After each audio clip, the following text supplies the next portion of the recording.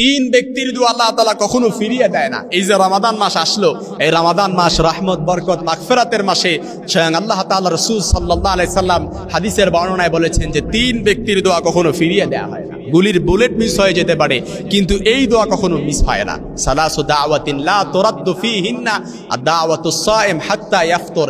এর মধ্যে এক নাম্বার হচ্ছে রোজাদার বান্দা যখন ইফতারের আগ মুহূর্ত পর্যন্ত, অর্থাৎ ইফতার করা পর্যন্ত আল্লাহ তাআলার কাছে কোনো দোয়া করে, গুলির বুলেট মিস হয়ে যেতে পারে, কিন্তু এই দোয়াটা কখনো মিস হয় না। মুস্তাজাবুদ দাওয়ার মতো এই দোয়াটা কবুল হয়ে যাবে। সুবহানাল্লাহ বিহামদি। মুস্তাজাবুদ দাওয়া হচ্ছে এখন দোয়া করছেন, মসজিদ থেকে বের হয়ে গেছেন, দেখছেন দোয়া কবুল হয়ে গেছে। সুবহানাল্লাহ। এই জন্য আমি মাজহারুল ইসলাম কয়টা আপনার দুঃখের কথা বলবো, কয়টা যন্ত্রণার কথা বলবো, কয়টা আপসেটের কথা বলবো, কিন্তু আপনার ভেতরে কি আছে, কি জ্বালা যন্ত্রণা আছে, কি আক্ষেপ আছে, কি আকাঙ্ক্ষা আছে, এটা আপনি সবচাইতে বেশি বলতে পারেন।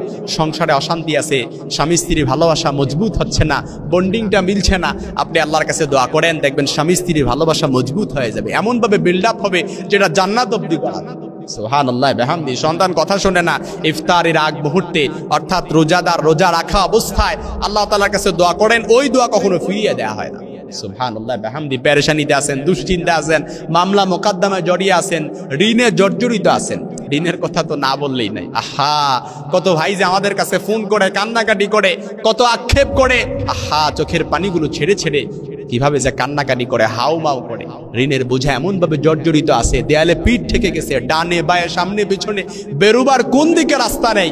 মনে রাখবেন, বেরোবার কোনো দিকে রাস্তা না থাকলে আল্লাহর উপর ভরসা করেন, ওয়া ইয়াতাওয়াক্কাল আলাল্লাহ ফাহুয়া হাসবু। যে ব্যক্তি আল্লাহর উপর ভরসা করে, তাওয়াক্কুল করে, ইত্তেবা করে, আল্লাহর কাছে দোয়া করে, সব কিছু মিস হয়ে যেতে পারে, কিন্তু মনে রাখবেন, আমি কনফিডেন্সের সাথে বলতে পারি, ইস্তেআনাতের সাথে বলতে পারি, আত্মবিশ্বাসের সাথে বলতে পারি, আপনার দোয়ার ভেতরে যদি পরিপূর্ণ ইখলাস থাকে, ওই দোয়াটা আল্লাহ তাআলা কখনো ফিরিয়ে দেবেন। দুই নাম্বার হচ্ছে ওয়াদাওয়াতুল মাজলুম।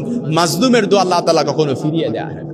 আহা, আপনি অত্যাচারিত হয়েছেন, কারো দ্বারা ক্ষতিগ্রস্ত হয়েছেন, কেউ আপনার উপর জুলুম করছে, আপনি মাজলুম, মনে রাখবেন মাজলুমের দোয়া আল্লাহ তাআলা কখনো ফিরিয়ে দেয় না। এজন্য মাজলুম অবস্থায় থাকলে আল্লাহ তাআলার কাছে দুই হাত তুলে দোয়া করবেন, দেখবেন ওই দোয়াটা আল্লাহ তাআলা সাথে সাথে কবুল করে নেবেন, মুস্তাজাবুদ দাওয়ার মতো, যেটা আপনার কল্পনা দেওয়া নাই।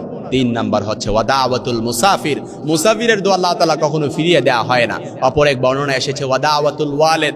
পিতামাতার দোয়াও কখনো ফিরিয়ে দেওয়া হয় না। পিতামাতা সন্তানের জন্য যদি কোনো দোয়া করে, আহা কিভাবে যে বুঝাবো আপনাদেরকে, সন্তানের দোয়াটা, পিতামাতা যখন সন্তানের জন্য দোয়া করে, এই দোয়াটা যে কিভাবে একেবারে বুলেটের গতিতে কবুল হয়ে যায়, এটা যে ফল না পাইছে সে কখনো বুঝতে পারবে না। সুবহানাল্লাহ বিহামদি। এই জন্য পিতামাতা সন্তানের দিকে, সন্তানের জন্য হাত তোলে আল্লাহ তাআলার কাছে দোয়া করছে, এর দোয়াটা যদি ভেতর থেকে আসে, মনে রাখবেন এটা সাথে সাথে ডিরেক্ট আরশে আজিমে যে কবুল করে। এই জন্য রমাদান মাস মুমিনের মাস, রমাদান মাস আমলের মাস। মুমিন তার আমলের ঝুলিকে পূর্ণ করবে।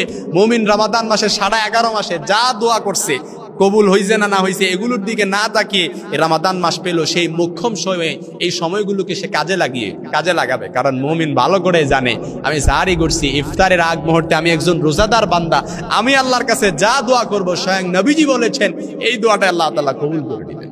দাওয়াতুস সাইম হাত্তা ইয়াফতুর। রোজাদার বান্দার দোয়া ইফতারের আগ মুহূর্তে আল্লাহ তাআলা কবুল করেন। এজন্য মাঝে মাঝে অনেকে অনেক ফোন করে আমাদের কাছে অনেক কিছু জানতে চান, অনেক আমল জানতে চান, দোয়া কবুলের সময়গুলো জানতে চান। এই যে রমাদান মাস, এখন যে সময়গুলো চলতেছে, এগুলো তো দোয়া কবুলের সময়। সুবহানাল্লাহ। এই সময়গুলোতে যান, আল্লাহ তাআলা অবশ্যই আপনার দোয়াটা কবুল করে নেবেন ইনশাআল্লাহ।